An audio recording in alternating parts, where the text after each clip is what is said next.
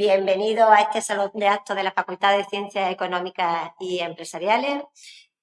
Vamos a dar comienzo a este acto de inauguración de este nuevo curso académico con el que iniciamos pues, un año lleno de ilusión a pesar de las condiciones y el entorno en el que en este momento nos estamos moviendo. En primer lugar, tiene la palabra el profesor don Antonio Navarro García, decano de la Facultad de Ciencias Económicas y Empresariales. Decano. Muchas gracias, vicerrectora, querida Carmen, excelentísima ministra de Hacienda y Función Pública, querida María Jesús, queridos miembros, autoridades presentes en la sala, claustro de profesores, miembros de equipos de canales y directores de centros que hoy nos acompañáis, estudiantes, personal de administración y servicios. Hoy es un día pues, muy especial para esta facultad, porque iniciamos nuestro curso académico 2022-2023, pues yo creo que es una magnífica ponente, en un momento además pues, complejo, dadas las circunstancias geopolíticas y políticas que vivimos, y por tanto, pues como digo, dentro de nuestro 50 aniversario que seguimos celebrando, una facultad que el año 71 era la primera facultad de empresariales de España, anteriormente se llamaban facultades de económicas y comerciales, iniciaba un punto de inflexión en lo que era el devenir universitario. Apenas contábamos con 600 alumnos en aquella época, de ellos en torno a 10 mujeres. Hoy son más de 4.000, en torno a 5.000 estudiantes los que contamos en la Facultad de Ciencias Económicas y Empresariales, con un mayor porcentaje de mujeres que de hombres. Una facultad yo creo que comprometida no solo con las cuestiones económicas, sino también con los aspectos sociales, con los aspectos medioambientales, y siempre muy pendiente pues, de todas las cuestiones que nos rodean. Ministra, un agradecimiento doble, en primer lugar, porque desde el mes de mayo que nos pusimos en contacto contigo han sido todo facilidades, a pesar de las dificultades de tu agenda, que todos somos muy conscientes de ellas. Nos dijiste el 23 de septiembre estoy allí con vosotros y aquí estás hoy presente. Por tanto, un agradecimiento muy sincero.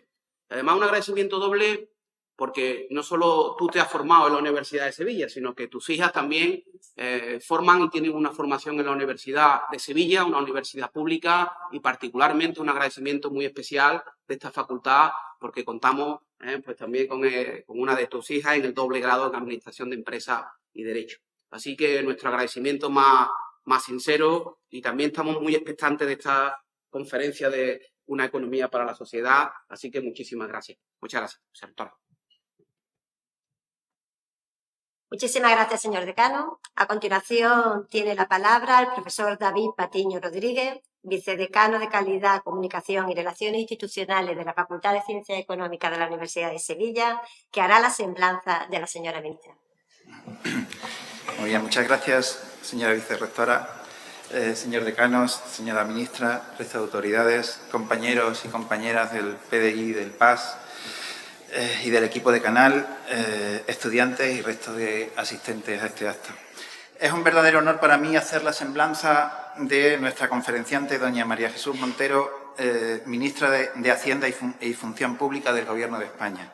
María Jesús Montero nació en Sevilla, de formación licenciada en Medicina y Cirugía por esta casa, la Universidad de Sevilla, y técnica en Función Administrativa de Hospitales, por la que inició su carrera profesional en el Hospital de Valme.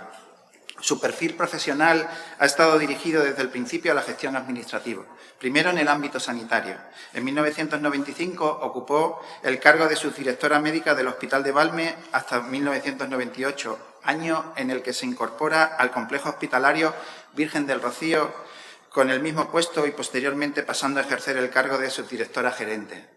En 2002 fue nombrada viceconsejera de Salud de la Junta de Andalucía y en 2004 consejera de Salud, puesto que ejerció durante 9 años hasta 2013, ampliando sus competencias a partir de 2012 al pasar a gestionar la consejería que dirigía, también las competencias de bienestar social. Nuestra conferenciante compaginó desde muy joven las tareas de gestión administrativa con las responsabilidades desempeñadas en órganos de representación política. Entre las diferentes responsabilidades que ha asumido, destacó que ha sido parlamentaria de Andalucía desde marzo de 2008 hasta junio de 2018. En 2019 fue elegida diputada por Sevilla en el Congreso de los Diputados, ostentando este cargo de representación hasta la actualidad. Y siguiendo con sus cargos institucionales llegamos al año 2013, en el que pasó a ejercer el cargo de consejera de Hacienda y Administración Pública de la Junta de Andalucía, cargo que desempeñó hasta 2018, en el que fue nombrada ministra de Hacienda en el primer gabinete de Pedro Sánchez. En 2020, al cargo de ministra de Hacienda se le añadió la función de portavoz del Gobierno, ejerciendo dicha función hasta 2021, en el que dejó la portavocía, pero el ministerio que dirige asumió las competencias de función pública, que es la responsabilidad que desempeña actualmente. Las funciones de este cargo son la de propuesta y ejecución de la política del Gobierno en materia de hacienda pública, de presupuestos y de gastos, administración pública, función pública y gobernanza pública, además del resto de competencias y atribuciones que le confiere el ordenamiento jurídico. Y, por último, destacamos que en el desempeño de sus diferentes cargos, como máxima responsable de la Hacienda, consiguió aprobar 5 presupuestos autonómicos y otros 2 más estatales en su actual cargo de ministra. Y termino esta semblanza reiterando mi agradecimiento a la señora ministra por acompañarnos, compartiendo sus reflexiones con nosotros en este inicio de curso en el ámbito de nuestro 50 aniversario que tantos acontecimientos importantes, empezando por este, tiene por delante. Muchas gracias. Muchísimas gracias, profesor Patiño. Bueno, pues yo creo que ya sin más dilación damos la palabra a la señora ministra para que haga su disertación.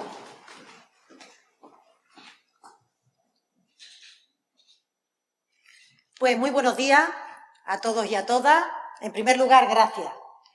Gracias a la vicerrectora de la Universidad de Sevilla, querida Carmen, por invitarme y estar aquí con nosotros. Por supuesto, al decano de la Facultad de Ciencias Económicas y Empresariales, al decano de esta casa, Antonio Navarro, que desde el primer momento, ¿verdad?, él decía que se facilitó este encuentro. Era un placer para mí el poder atender a esa llamada, y al vicedecano, a David, por su amable invitación a participar en este acto de apertura de curso académico. Gracias a la presencia de los profesores, de todos los alumnos, de todas las autoridades, en definitiva de la comunidad universitaria. Probablemente uno de los ámbitos donde me siento más cómoda, aquí, en esta casa que también es la mía, la Universidad de Sevilla, donde afortunadamente tuve la suerte y la oportunidad de poder formarme.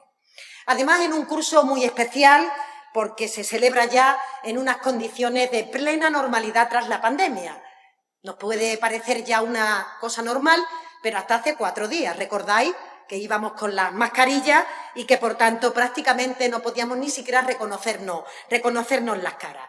Es una alegría el poder identificarnos personalmente y celebrar algo muy importante, que la ciencia y también la ejemplaridad en la vacunación de la sociedad española nos ha permitido superar lo que sin duda ha sido uno de los momentos más duros para la humanidad.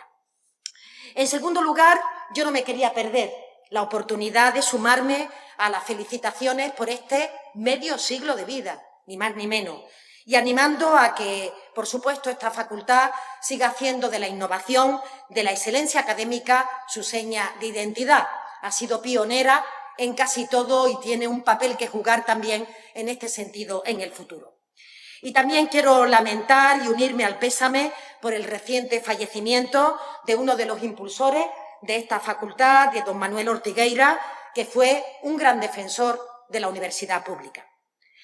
Para mí, créanme que es un honor poder estar esta mañana aquí y compartir algunas reflexiones sobre la situación de nuestra economía en un contexto tan extraordinario, tan complejo como el que se provoca a raíz de la injusta invasión de Ucrania por parte de Rusia. Pero yo, más que centrarme en este presente, voy a intentar trasladar una visión de lo que la economía está llamada a protagonizar para acompañar un mundo que está siempre en cambio y que está ahora mismo en plena metamorfosis. Un mundo que está emergiendo con numerosas transformaciones que se están acelerando y otras muchas que todavía siguen pendientes.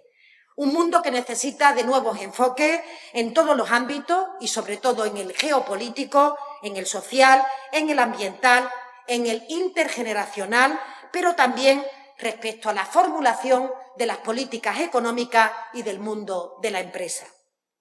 Sin duda, el principal reto que afronta hoy la economía y la principal preocupación que tenemos los países avanzados es la inflación derivada de la inestabilidad de los mercados energéticos.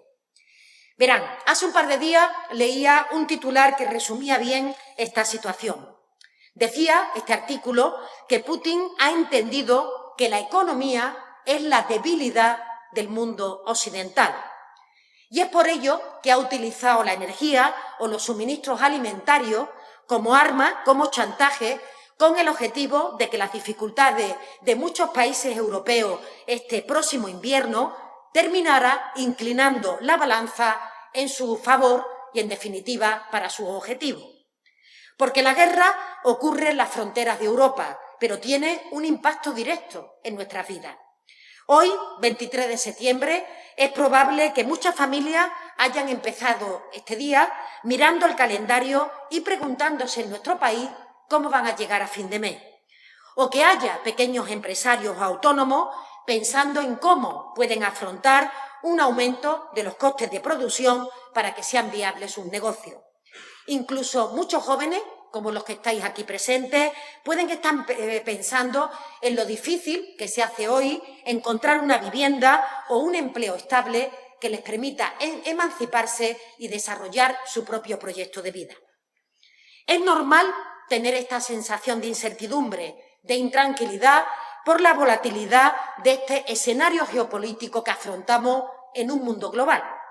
Lo que no es lógico es esta especie de narrativa de pesimismo, yo diría incluso apocalíptica, que algunos pretenden extender, abonando el miedo entre la ciudadanía, el descontento o utilizando el dolor de la familia o las empresas por las subidas de tipo con frases que no auguran ningún futuro o que simplemente abundan en la situación de inestabilidad o en la propia depresión económica.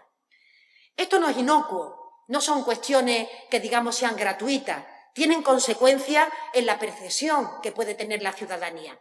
Veréis, hace unos días tuvimos oportunidad de ver los resultados del último SIE, de la investigación sociológica, y llamaba la atención un dato.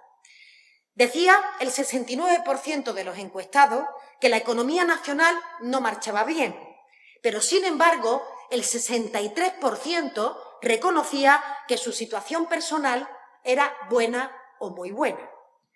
Porque suele decirse que la percepción o la gestión de las expectativas juega un papel importante en el propio devenir económico. Por ello, tenemos que ser todos responsables respecto a lo que afirmamos y, sobre todo, creo que los economistas, vosotros, ahora, en el futuro, tenéis mucho que aportar desde el rigor, desde la evidencia, dando contexto, información y, en definitiva, aportando una visión necesaria que nos permita orientarnos en medio de tanta espesura. Nadie sabe, desde luego, lo que va a pasar en el futuro, pero la realidad es que nuestra situación es mucho mejor que la de los países de nuestro entorno y que desde el Gobierno estamos adoptando una extensa batería de medidas con dos objetivos fundamentales. El primero es que las consecuencias de la guerra sean repartidas de manera que todo el mundo contribuya con su esfuerzo y que no haya ganadores ni perdedores. En definitiva, que no se amplíe la brecha de desigualdad y paguen los de siempre. Y, en segundo lugar, tenemos que mitigar, tenemos que contener los efectos de la inflación para que no se contagie de forma espiral al resto de la cadena. Fíjense en el dato, 3,5 puntos es lo que calculamos que la inflación puede moderarse con las medidas que se están adoptando. Rebaja en el IVA de electricidad y gas, ayuda de 200 euros a los vulnerables, bonificación de los combustibles y otras medidas. Por ello, yo lo primero que quiero trasladarle desde aquí es un mensaje de esperanza, que no es lo mismo que dejarnos llevar por la autocomplacencia. Y me remito a los hechos que son fácilmente constatables. Hoy en día, a pesar de las dificultades de este contexto, la economía española cuenta con cimientos mucho más fuertes y más sólidos que los que tenía hace solo un par de años. ¿En qué lo vemos? Primero, en el dinamismo del mercado de trabajo. Tenemos cifras de afiliación a la Seguridad Social que son históricas, inéditas, especialmente en relación con los contratos indefinidos. En segundo lugar, con el avance de la transformación estructural que está acompañando la economía española. Y lo hace de la mano del Plan de Recuperación, que para los que no lo conozcáis son los fondos extraordinarios, 140.000 millones de euros que Europa, la Unión Europea, ha puesto a disposición de nuestro país para lanzar todo un tipo de calendario, de transformaciones, de retos que tenemos que ir consiguiendo hasta el año 2026. Uno de ellos, como no podía ser de otra manera, es el de la formación y el de la cualificación del capital humano. Son medidas que favorecen el emprendimiento, el crecimiento o la reestructuración empresarial. O, por ejemplo, la apuesta por la ciencia o por la innovación, ambos motores de crecimiento muy importantes para ser competitivos. O, en tercer lugar, con la recuperación de sectores muy importantes para la economía después de la pandemia, caso del turismo, o la fortaleza de nuestro sector primario, la agricultura, la ganadería, o medidas que nos favorecen en el plano energético, industrial o tecnológico. Andalucía está llamada a ser una potencia en energías renovables o en tecnología aeroespacial o tecnología de la salud, por poner solamente algunos ejemplos de las áreas emergentes. Pero no quiero que haya malas interpretaciones. Por supuesto que la situación que vivimos es preocupante, lo es aquí y lo es en los países de nuestro entorno, pero el catastrofismo nunca puede ser la guía para nuestra economía, porque si solo miramos el lado malo de las cosas, se corre el riesgo de hacer un análisis equivocado de la realidad. Evidentemente, no podemos caer en lo contrario, en el péndulo, en la autocomplacencia. Yo diría que no se trata de ser ni más pesimista ni más optimista, sino prudente y realista, teniendo claro cuál es el camino a seguir. Y el camino que el Gobierno ha escogido es el de la justicia social, el de la igualdad de oportunidades, el de la redistribución de la riqueza, servicios públicos fuertes o compromiso con la estabilidad presupuestaria. Y lo digo porque en estos días ha vuelto a ponerse de moda, en primer plano, el debate de la fiscalidad. Y yo lo voy a decir con mucha claridad. La bajada de impuestos a los grupos con más capacidad económica significan, a mi criterio, menores recursos para los que más necesitan de lo público.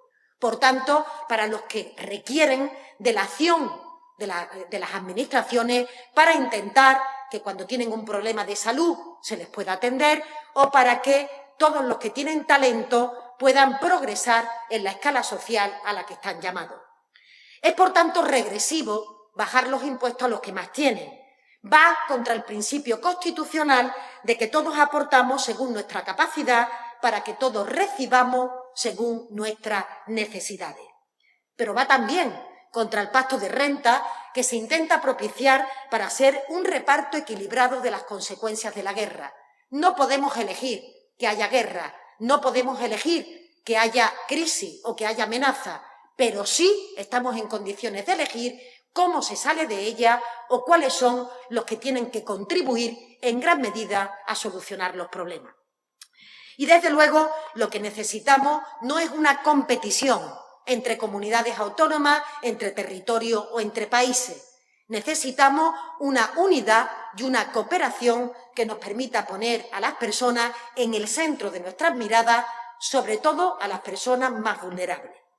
La economía aquí juega un papel importantísimo, lo podréis haber adivinado.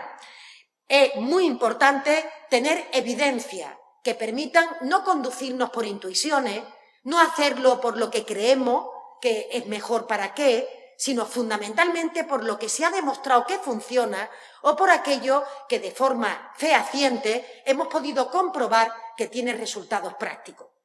Me voy a referir, por ejemplo, a una teoría que circula con mucha frecuencia y que no tiene ningún tipo de evidencia. La famosa tesis de la servilleta de Laffer, que no funciona y que nunca ha funcionado. De hecho, un reciente análisis que se ha formulado por parte de 18 países de la OCDE durante 50 años ha demostrado que recortar impuestos al 1% más rico no eleva ni el crecimiento económico en el corto ni en el medio plazo. No impulsa el PIB, no baja el paro y solo provoca un incremento de la desigualdad. Por eso hilo este mensaje con el segundo que quiero compartir en esta jornada, que se trata o que aborda que probablemente nos encontramos ante un momento único, un punto de inflexión, donde las políticas económicas están llamadas a jugar un papel muy destacado en el diseño del presente y, sobre todo, del futuro. Con un elemento básico, que es que la economía nunca, jamás, puede perder de vista que está al servicio de la sociedad.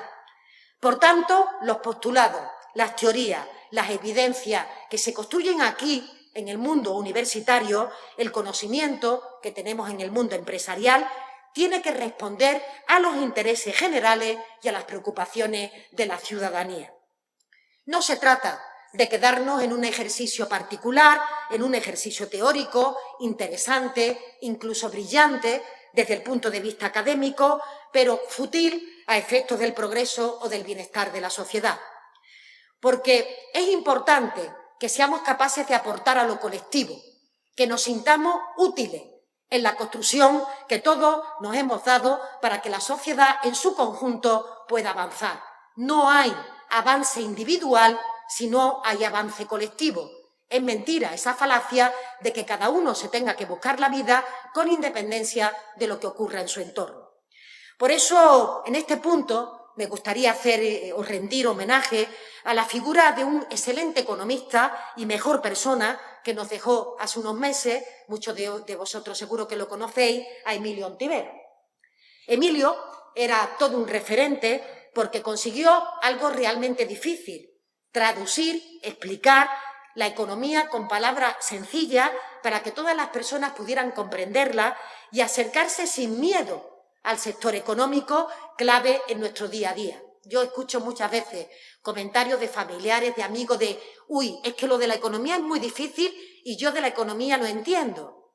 ¿No? Es que la economía es el pilar en la construcción de una sociedad y tenemos la obligación todos de contribuir a que todo el mundo pueda hablar de aquello que le compete directamente y no se quede en un debate elitista. Y esto de escudarse en tecnicismo no es algo que sea exclusivo de los economistas. Lo decía antes David, yo soy médica de profesión y me hago cargo perfectamente que a veces el lenguaje es una barrera, es una excusa para alejar a la gente del conocimiento. Ni siquiera digo que lo hagamos conscientemente, pero es una cuestión que está en el subconsciente de muchas profesiones, entre ellas de la que, como decía, me he formado.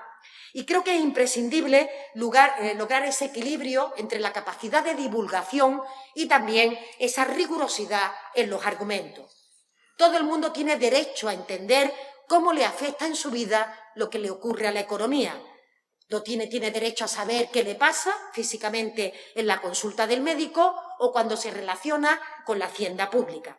Y, por tanto, necesitamos trasladarle a la ciudadanía en general que estamos asistiendo al nacimiento de una nueva realidad derivada de esta geopolítica y de esta nueva clave económica en donde hay amenazas globales, nuevos desafíos que requieren otros enfoques, todos multilaterales y una mayor coordinación. Porque estamos asistiendo a caída de dogmas que hasta hace unos días se consideraban intocables. Y no sé si recuerdan, aquellos que seguís la actualidad política, que íbamos a Bruselas a pedir desde el Gobierno de España que se pusiera una nueva regulación en el conjunto del mercado energético porque éramos conscientes de la amenaza que estaban sufriendo los precios con motivo del incremento del precio del gas.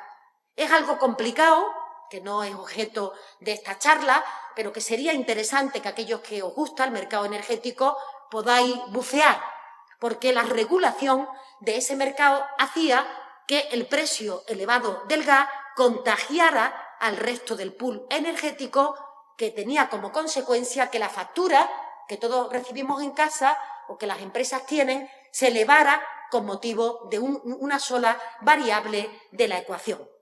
Por eso era necesario reordenar el mercado energético, eso era un anatema hace escasamente unos meses, cuando se hablaba de este sector regulado.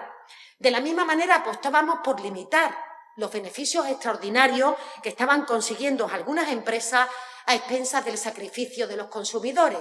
Hoy asistimos a un debate en Europa donde esa fiscalidad que promovió el Gobierno de España, está ya en el Congreso de los Diputados, se quiera adquirir a nivel internacional, en concreto para todos los países de forma obligatoria de la Unión Europea.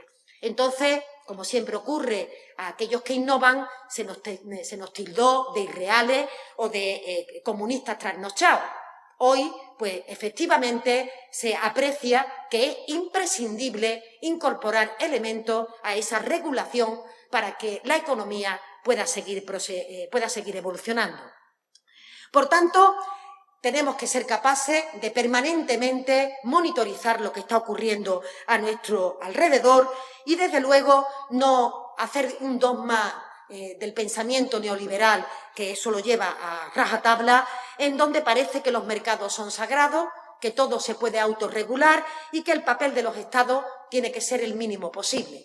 Todo lo contrario, cuando es necesario que realmente el papel de las instituciones intervenga en determinados mercados para proteger al consumidor o a la empresa, tenemos que hacerlo siendo responsables de que todo esto se desarrolle en un contexto regulado.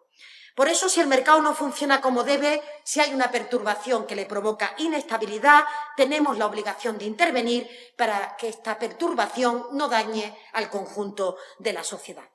Porque los poderes públicos, y esto lo quiero decir con mucha claridad, no somos meros espectadores de lo que ocurre. Tenemos la obligación de promover condiciones favorables para el progreso social y económico y para que la distribución de la renta sea equitativa. Eso es lo que dice la Constitución, no el Gobierno, y, por tanto, lo que todos y cada uno de nosotros tenemos que defender. Con motivo de la guerra, desde luego, lo que no podemos permitir es que este crecimiento económico no sea a expensas de la desigualdad. Eso es inviable. Tenemos que ser capaces de que la desigualdad se convierta realmente en un elemento que vayamos dejando en el pasado y que persigamos que en el futuro no se convierta en un lastre. Las sociedades desiguales son menos eficientes en todos los extremos. Son menos eficientes desde el punto de vista económico, lo son, por supuesto, desde el punto de vista social, y un problema grave que encierran. Es un caldo de cultivo para el populismo. O dicho de otra manera, es muy fácil que en sociedades desiguales, donde algunos piensan que los poderes públicos no trabajan para ello, donde algunos piensan que son los últimos de la fila y los que no cuentan nunca para aquellos que trabajan en favor del progreso público, les provoque una desafección cara a la política y cara a las propias instituciones.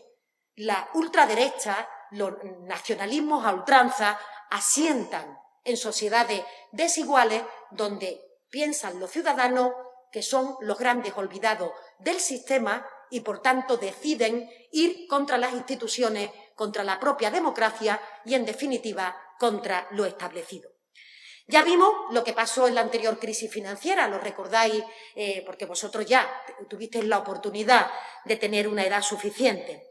Cuando las recetas económicas que se aplicaron produjeron un mayor empobrecimiento de la sociedad, cuando se debilitó a la clase media, que es la columna vertebral de la sociedad avanzada, cuando se produjo una mayor tasa de pobreza o de precariedad laboral, en definitiva de desigualdad, crecieron los descontentos, la desafección política y, por tanto, el cuestionamiento de nuestras instituciones democráticas. Porque era mentira que bajarle los salarios a los trabajadores o que mermar sus derechos laborales nos permitieran ser un país más competitivo.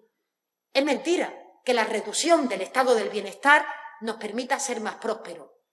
Por eso, cuando llegó la pandemia, hace escasamente 3 años, ya sabíamos que había un camino que no estábamos dispuestos a seguir. Y por eso, desde el minuto 1, yo creo que como sociedad nos planteamos que había políticas económicas y fiscales radicalmente distintas. Lo hizo Europa. Europa, en donde todavía hay gobiernos de todos los colores políticos y, por tanto, diferentes sensibilidades, aprendió de la anterior crisis financiera que no se podía practicar ningún tipo de acción pública que profundizara en la desigualdad. No se trata de ahora hacer un detalle de cada una de esas políticas, pero simplemente yo saco una lección que quiero compartir con todos vosotros, que sois los economistas del futuro, los empresarios del futuro. También aquellos que os vais a dedicar a la cosa pública tan importante en estos días.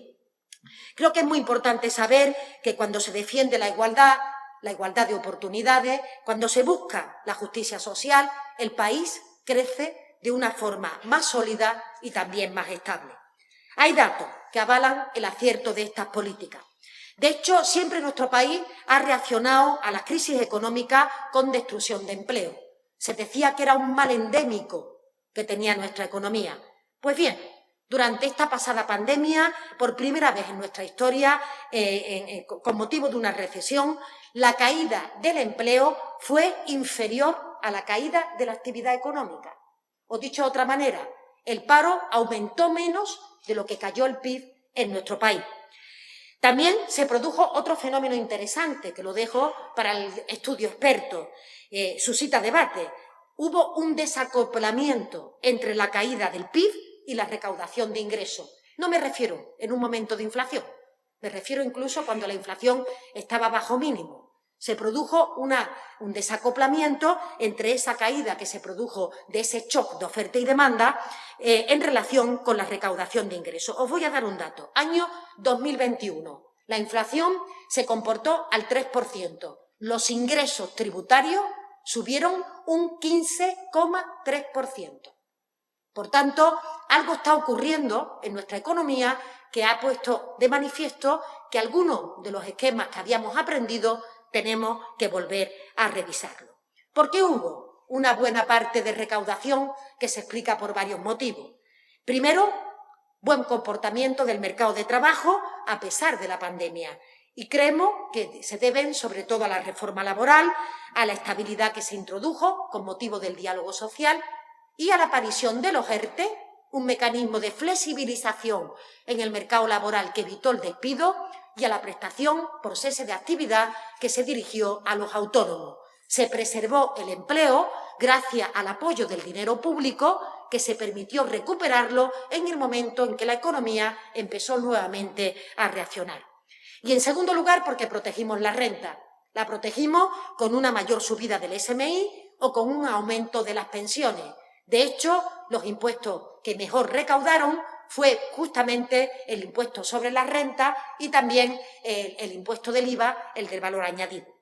Es decir, un cambio de orientación en las políticas de respuesta a la pandemia han provocado un patrón de recuperación de nuestra economía mucho más rápido y mucho más eficaz que el que se produjo en la anterior crisis. Entonces, se tardaron 10 años en recuperar los niveles de empleo y ahora, en escasamente 2 años y medio, hemos vuelto a recuperar los niveles de empleo y de crecimiento previo a la pandemia.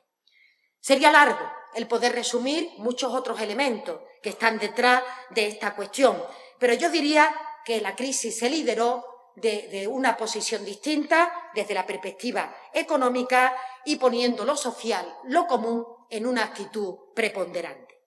Entendíamos que no había recuperación sin justicia social y, por tanto, que la cohesión territorial y también la social no se podía romper y que una parte de la sociedad se quedara descolgada. Pusimos en marcha los fondos Next Generation, un hito en este sentido, porque nos ha permitido atender lo urgente, pero sobre todo no descuidar lo importante, transición energética y también revolución tecnológica. Es un panorama de metamorfosis acelerada, como decía, de incertidumbre, pero realmente que nos están permitiendo caminar en la dirección adecuada.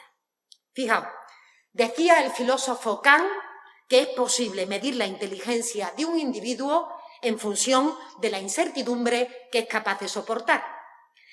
Y efectivamente, si nos atenemos a ese pensamiento, nos conviene aprender a gestionar mejor las incertidumbres que nos traen estos tiempos. Todo lo contrario a dejarnos llevar por la sinrazón o por la negación de la evidencia. Así que necesitamos toda vuestra ayuda para transitar, para digerir todos los cambios que venimos produciendo. Y quiero transmitir un mensaje muy claro. Necesitamos a todos y a todas con urgencia. Necesitamos gestores que comprendan que el mundo que viene, que ya está aquí, exige empresas con capacidad de crear valor compartido para los inversores y para los accionistas, para los empleados y empleadas, para los clientes y para el conjunto de la sociedad. No se trata de repetir patrones pasados, se trata de innovar también en la dirección de las empresas. Necesitamos personas que tengan competencia técnica y valores para colocar la sostenibilidad económica, ambiental, social y el desarrollo de políticas de buen gobierno en el mismo corazón de los negocios, que sea parte indisoluble también de la legítima capacidad de poder incrementar el capital cuando uno lo pone en riesgo apostando por una empresa. Solo aquellos que apuesten por la excelencia podrán consolidarse en un mundo tan complejo y tan exigente. Y hoy en día no puede haber tampoco excelencia empresarial si no hay responsabilidad social. Ahí necesitamos a líderes empresariales como los que os estáis formando en el día de hoy en esta facultad. Necesitamos economistas con capacidad de analizar el mundo con otros ojos, con una mirada que, por supuesto, beba de las fuentes clásicas del conocimiento científico, pero que se atreva a innovar, que piense con nuevos esquemas, que se haga nuevas preguntas para encontrar nuevos caminos. Necesitamos avanzar en nuevos indicadores que permitan medir el progreso de una sociedad más allá de los que son clásicos como el Producto Interior Bruto. Es decir, queremos incorporar métricas, datos, evidencias que enriquezcan este análisis desde un punto de vista no solo de los números, sino también social, medioambiental o de sostenibilidad. Lo defendió hace unas décadas el premio Nobel Simon Kuznets cuando decía que el bienestar de una nación difícilmente puede inferirse de una medida del ingreso nacional. También lo decía el premio Nobel de Economía Joseph Stiglitz al señalar que la pandemia ha mostrado las limitaciones en la capacidad de responder a los shocks y que, por tanto, necesitamos mejores métricas para poder tomar mejores decisiones. Claro que el PIB tenemos que seguir utilizándolo, pero también tenemos que dar una imagen más completa de la economía, de cómo evoluciona el capital natural o cómo impactan determinadas externalidades que son negativas.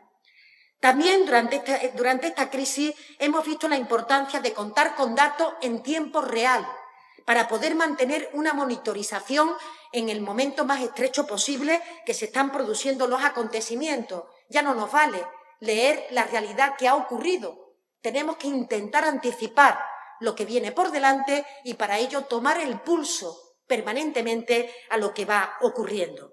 Por eso hay que incorporar herramientas tecnológicas, analíticas, que nos permitan medir el crecimiento potencial, la resiliencia económica y, por tanto, también los efectos medioambientales, sociales, no a largo plazo, sino en el corto plazo, en el momento más inmediato que se puedan monitorizar.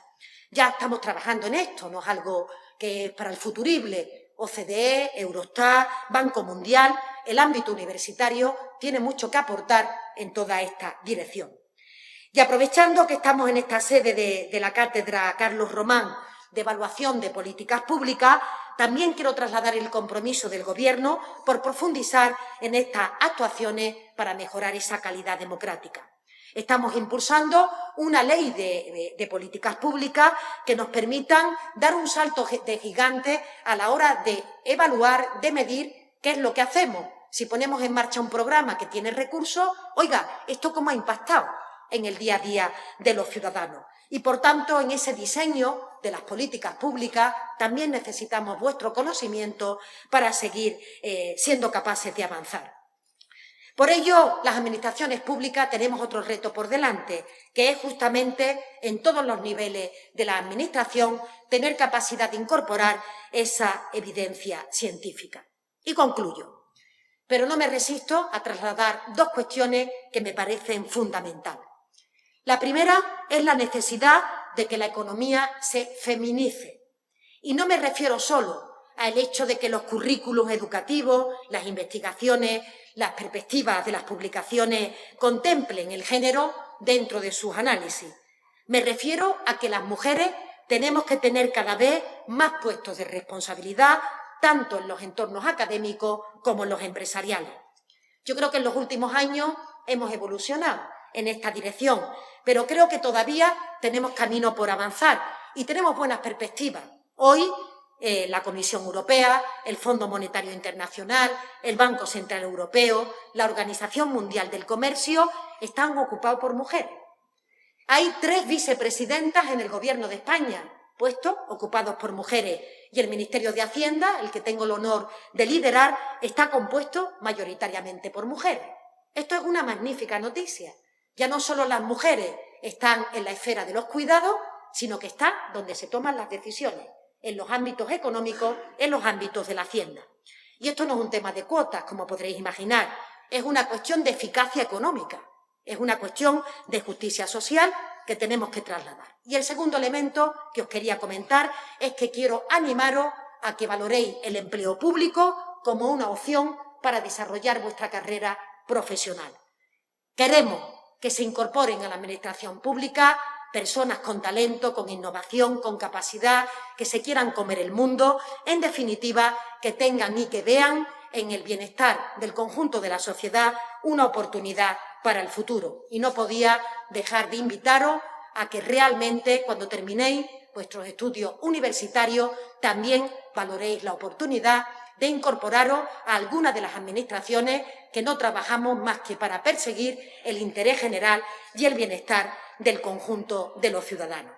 El futuro no está escrito, tenemos un inmenso reto por delante, la guerra de Rusia pone en peligro la democracia, pero realmente la unidad de la comunidad internacional nos permite afrontarla. Depende de nosotros, no hay varitas mágicas, no hay nada que alguno nos pueda decir que va en una dirección absolutamente acertada ni absolutamente equivocada. No hay un único camino ni una única respuesta, pero sí tenemos una convicción. Necesitamos un nuevo contrato social que nos sirva de base para las próximas décadas. Y estoy segura de que entre todos, sobre todo la gente joven, vamos a lograrlo. Porque decía la novelista y premio Cervantes, Ana María Matute, el mundo hay que fabricárselo uno mismo. Hay que crear peldaños que te suban, que te saquen del pozo. Hay que inventar la vida porque acaba siendo verdad.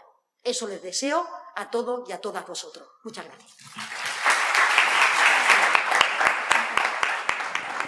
Bien, muchísimas gracias, señora ministra, por sus palabras.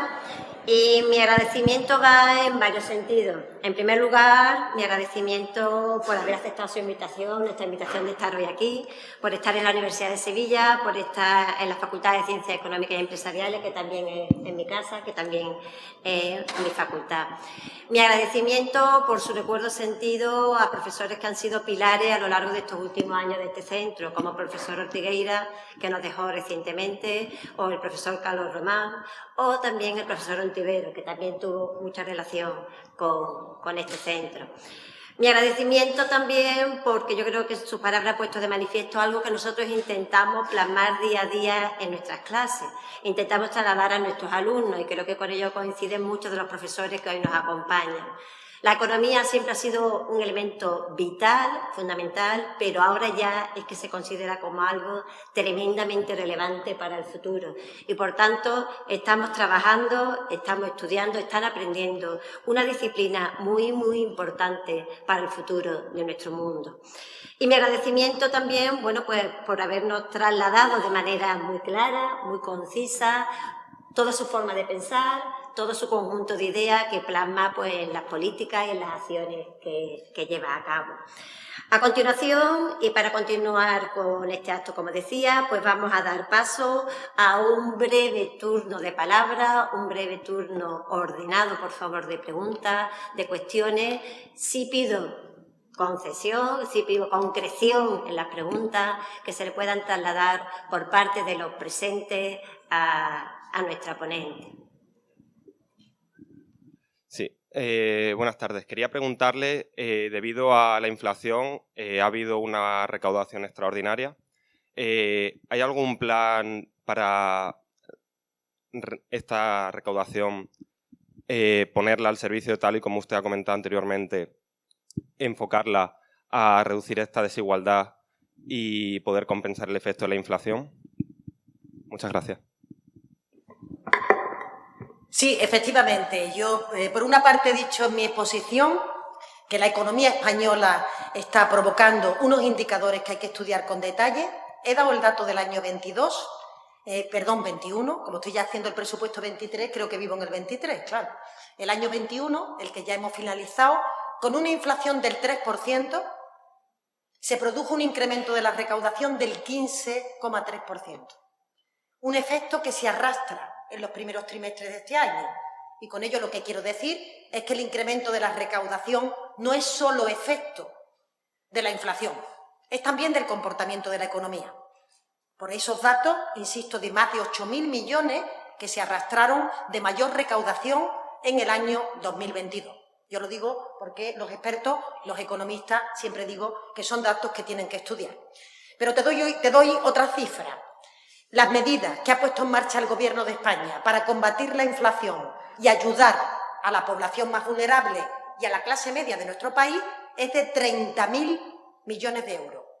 30.000 millones de euros ha costado dejar en suspenso el impuesto de producción eléctrica, el impuesto especial sobre electricidad, que incide en la factura, y el IVA, que ha pasado del 21 al 5% de rebaja. Eso tiene un coste de 10.000 millones de euros. Solo la rebaja de los impuestos vinculados a la electricidad. Igualmente, ahora ha ocurrido con el IVA del gas, que tiene un impacto importante. La bonificación de los 20 céntimos de la gasolina. La ayuda al sector del transporte, que han sido más de 1.000 millones de euros cada lote de ayuda. Al taxi, a las empresas de transporte de autobuses, es decir, a aquello que la gasolina... Bueno, que la gasolina, el diésel, ¿no? Que los combustibles eran un elemento muy importante con motivo de la subida del barril de petróleo. La subida del incremento del ingreso mínimo vital para la población vulnerable, el incremento del bono social térmico, el transporte gratuito que hemos puesto sobre los trenes de titularidad estatal, cercanía y media distancia, ayudando, me imagino que lo notáis, al transporte también de interurbano, con un fondo que ha bajado un 30% el precio del billete y que espero que las comunidades autónomas lo puedan completar, o las ayudas a los estudiantes que tienen becas, no sé si alguno se encuentra aquí, mayores de 16 años, de 100 euros más al mes. Y en esta me quiero parar. Esta medida para mí es especialmente querida porque había un riesgo de que las familias que peor lo estaban pasando, cuando la persona tiene edad de trabajar, cuando el joven tiene edad de trabajar, pues dejara los estudios y se fuera otra vez al mercado laboral, habitualmente precario, y no pudiera progresar. Y esa ayuda, que va a suponer 400 euros para los becados mayores de 16 años, lo que pretenden es ayudar para que podamos contribuir a que esos alumnos no abandonen sus estudios universitarios o de formación profesional. Por tanto, es más costoso las medidas que estamos poniendo en marcha que las propias que está provocando el incremento de esa recaudación, en parte debido a la inflación y en parte debido al efecto de arrastre que traía la economía. Medidas para los que menos tienen y para la clase media. Y esto también lo quiero decir porque se critica. Se critica la bonificación de la gasolina para toda la población o la bajada de la factura de la luz para todas las economías. Esto es muy importante hacerlo porque la clase media de nuestro país es la que, de forma proporcional, más aporta con su fiscalidad. Y, por tanto, afectándole tanto el impacto de la crisis, también se tienen que beneficiar de estas medidas. No solo los más vulnerables, desde mi punto de vista también la clase media.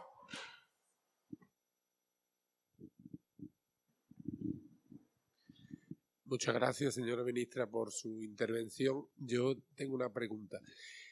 Cuando se habla de las consecuencias de la guerra, de la crisis provocada por la guerra en Ucrania, normalmente se focaliza sobre lo que es la autosuficiencia energética en Europa. Usted también en su discurso ha hablado de bueno, lo que nos podrían ayudar las tecnologías. Y a mí me llama mucho la atención, quizás por mis orígenes, que no se aluda a la autosuficiencia alimentaria, ¿no? Porque eso también, no solo humana, sino también animal, porque eso también se traslada a los precios y a la inflación, ¿no? Quería saber un poco su opinión al respecto. Me parece un punto muy interesante y por supuesto que no es menor.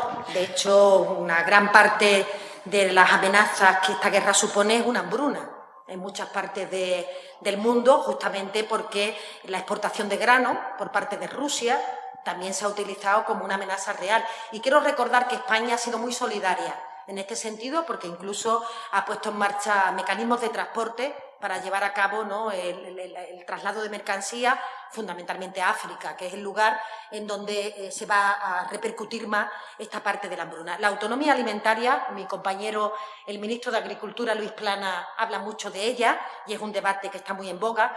Ahora mismo, a nivel internacional, es una parte indisoluble de la autonomía estratégica.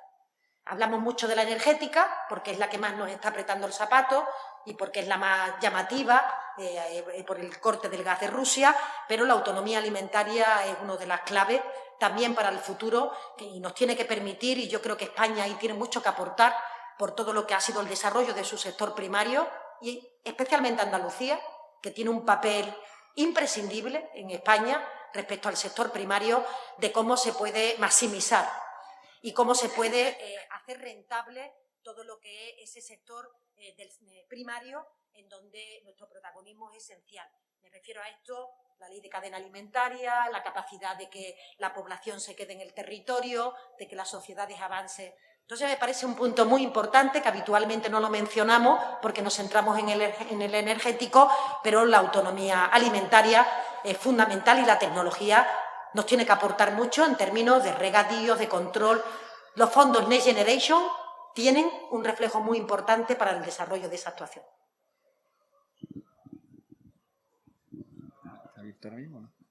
Bueno, ministra, muchísimas gracias por su conferencia. La verdad que ha sido fantástica y muy didáctica y se lo agradecemos. Yo una pregunta que desde el desconocimiento me gustaría ver si nos aclara algo. La subida de los tipos de interés que se está haciendo la Reserva Federal de los Estados Unidos se explica para intentar, de alguna manera, evitar la subida de la inflación. Pero estamos hablando en una economía que está recalentada y que no tiene efectos de la guerra ni problemas de suministro energético como tiene Europa. En Europa estamos siguiendo la misma dinámica, subida de tipos de interés para una economía que no está recalentada y que tiene dificultades energéticas y, por tanto, subida, por supuesto, de ese tipo de interés significa que los créditos a las empresas van a ser más caros, significa que las hipotecas van a ser más caras, significa que los ciudadanos vamos a poder tener más dificultades para pedir crédito en una economía que no está tan bollante como los americanos. Y, sin embargo, estamos siguiendo, el Banco Central Europeo está siguiendo la misma dinámica que la Reserva Federal. Aquí hay gente mucho más experta que yo, seguro, en relación con esta materia, pero lo que puedo transmitir es, parece que hay un cierto consenso en relación a que era necesaria una cierta subida de los tipos de interés, bueno, pues para justamente esto, ¿no?, para combatir la inflación y evitar, ¿no?, que se produjeran situaciones no deseadas. Pero hay que verla con mucho detenimiento y, sobre todo, hay que intentar que no se produzca una dificultad, sobre todo en materia de inversión, en sectores que necesitan acelerar su crecimiento. Dicho de otra manera, no tiene sentido encarecer la inversión en el área, por ejemplo, de la transición ecológica, en donde en este momento es imprescindible el que realmente los ciudadanos, las empresas, a mucha velocidad incorporen a sus cadenas de valor toda la transformación del proceso de producción. Es muy importante en el ámbito digital tecnológico y, por tanto, siempre deberíamos de diferenciar no medidas generalizables, sino para determinados sectores económicos emergentes, la posibilidad de que el encarecimiento del precio del dinero no dificultara las posibilidades de inversión. Dicho esto, hay que estar muy atento a la subida de las hipotecas. Se dice a veces, ¿se va a hacer algo para evitar que las hipotecas a tipo variable porque las tipos fijos ya sabéis que esas no tienen que sufrir alteración, pero las viviendas a tipo variable se puedan ver incrementadas. Bueno, por lo pronto, los bancos que van a tener un crecimiento extraordinario con motivo de las subidas de tipo de interés ya tienen previsto una mayor aportación a las arcas públicas con el impuesto a la banca, que va a suponer pues, un volumen de recursos también para los próximos 2 años, importante para financiar todas las medidas que hemos dicho anteriormente. Pero también, por otra parte, hay que tener en cuenta que la ley hipotecaria que el Gobierno promovió permite que se produzcan pases de hipotecas de tipo variable a tipo fijo sin que impliquen un coste añadido para los ciudadanos. O sea, que ahora ya, por cambiarte la hipoteca de fórmula, no te deben de cobrar. Hay que mirar siempre la letra pequeña, pero no te deben de cobrar. ¿Eso significa que el tipo fijo no se va a encarecer? No. Es evidente que los ciudadanos que tenían la hipoteca tipo variable se beneficiaron en los momentos de tipos negativos y los que la tenían a tipo fijo no se beneficiaron de esta situación. Ahora ocurre a la inversa y tampoco podemos hacer una medida que solo beneficie una parte de la ecuación, porque significaría que todos los que previamente han estado contribuyendo con la del tipo fijo, que no arriesgaron en ese momento y que pagaron más caro el tipo de interés, sería injusto, ¿no? Entonces, estamos atentos a ver cómo se comporta el mercado hipotecario y, por tanto, como seguimos observando la economía, veremos si en el futuro tenemos alguna actuación que, por ahora, lo que le hemos pedido a los bancos es que colaboren en el cambio de las hipotecas sin que para el ciudadano implique un coste excesivo. Pero, evidentemente, la subida de tipo de interés preocupa en el ámbito económico, va a tener efectos beneficiosos cara a la inflación, pero puede tener efectos perjudiciales y yo alerto de cuidado con la inversión en transición energética y cuidado con la inversión digital, que deberían estar apartadas de ese tipo de encarecimiento del precio del dinero, porque necesitamos de forma urgente que se aceleren todas las transformaciones. Muy buenas, señora ministra. Ha hablado antes sobre el impuesto que se le va a subir a las personas con mayor patrimonio aquí en España. ¿No piensa o teme que muchas de estas personas o incluso empresas se pueden deslocalizar e irse a otros países como Andorra, países vecinos como Andorra o Portugal, donde tienen un régimen fiscal aplicable a residentes no habituales más ventajoso que aquí en España?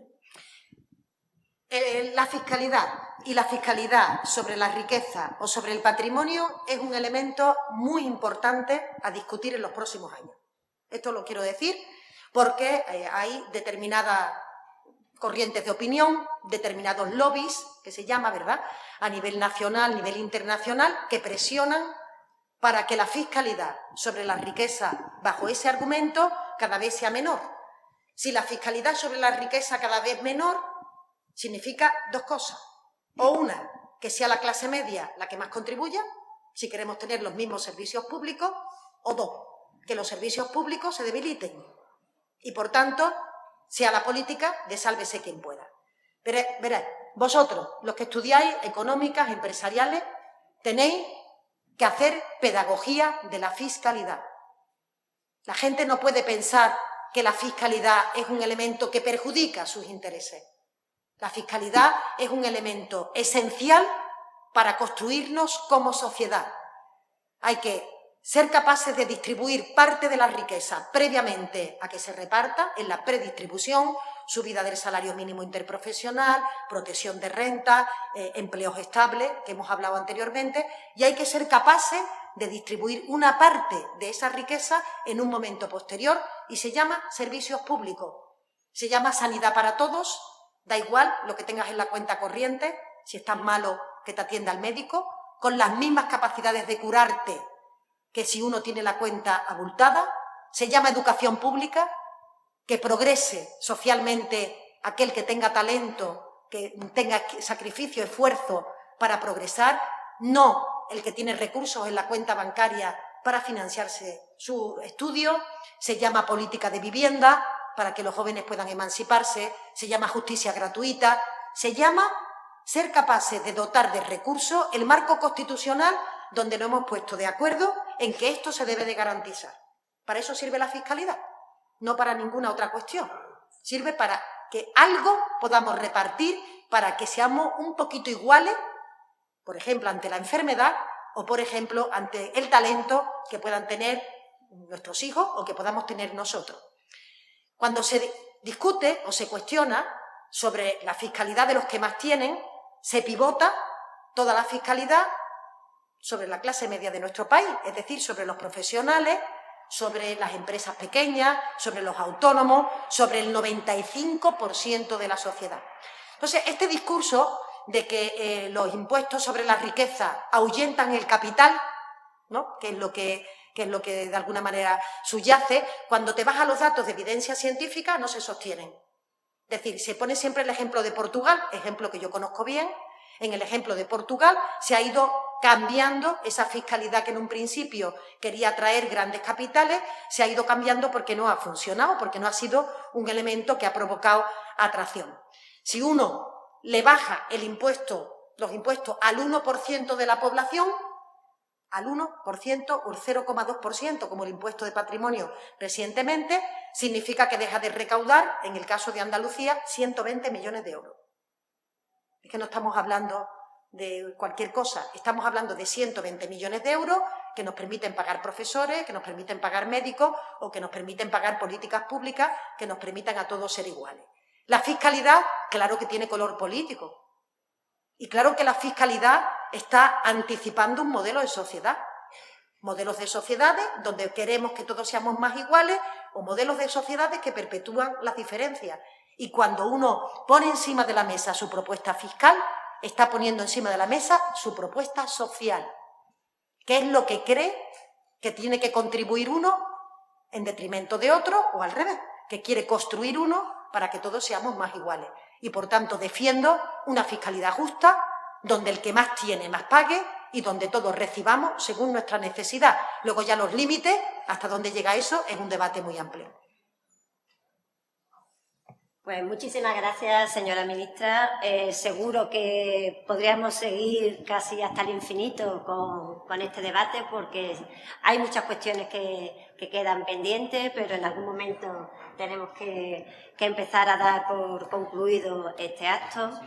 Y permítanme que antes de cerrar el mismo, pues agradezca muy sinceramente a todas las personas que en este momento nos acompañan, especialmente, bueno, pues a las autoridades que están aquí hoy con nosotros. Permítanme también que haga un saludo especial a la presidenta del Consejo Social de la Universidad de Sevilla, Concha Yoldi, que se ha unido un poco más tarde con nosotros por sus tareas previas, al claustro de profesores de la Facultad de Ciencias Económicas y Empresariales, al personal de Administración y Servicios, pero sobre todo y ante todo a los estudiantes que aquí nos acompañan y, como bien se ha dicho en esta intervención, son el futuro de nuestro país, donde todos nosotros tenemos puesta nuestra esperanza, porque de vosotros dependemos nosotros.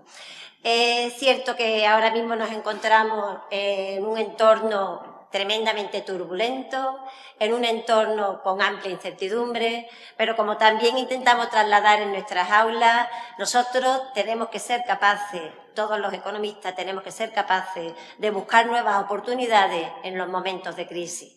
Y a eso es a lo que pretendemos trabajar y enseñar en estos próximos años que paséis en este centro.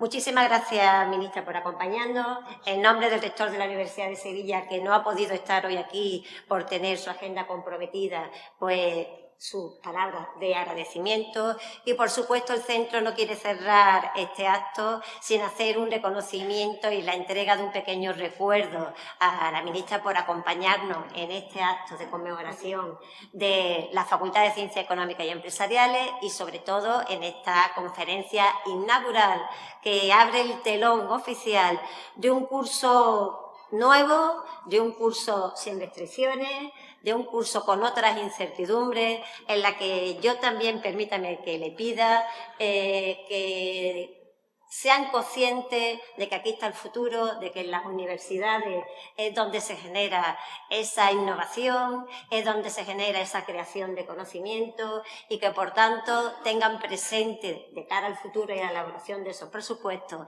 el papel tan relevante que hacen todas las universidades para crear y generar riqueza en los próximos años.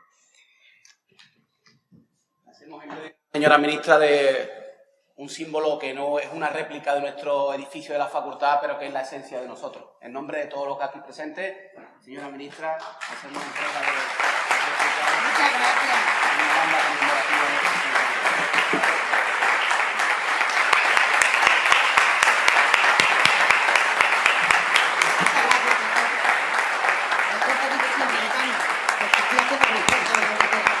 Gracias a vosotros.